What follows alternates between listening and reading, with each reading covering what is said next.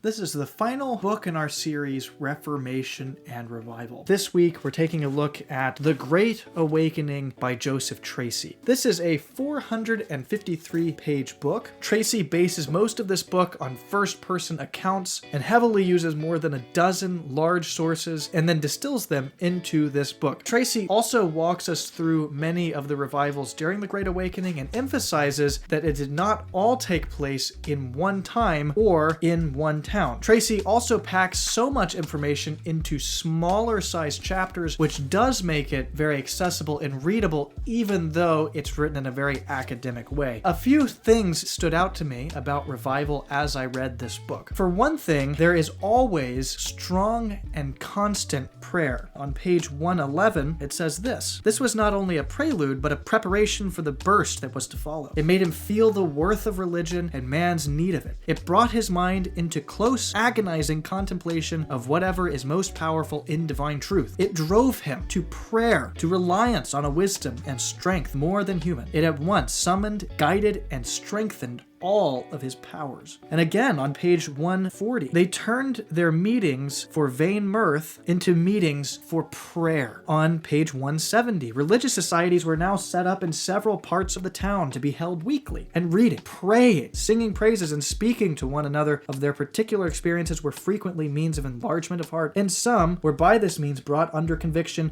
who were before strangers to the power of godliness. Another thing is a strong conviction of sin.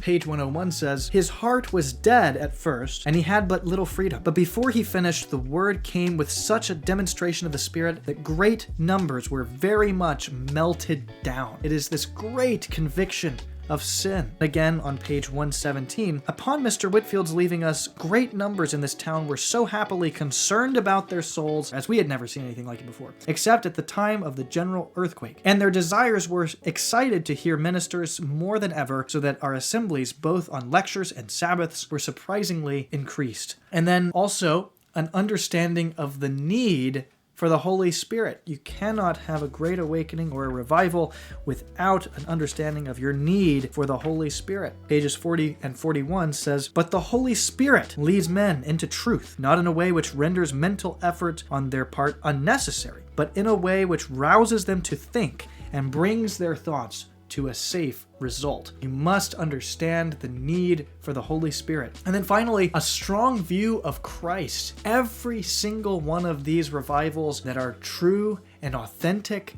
have a strong and powerful understanding of their need for Christ.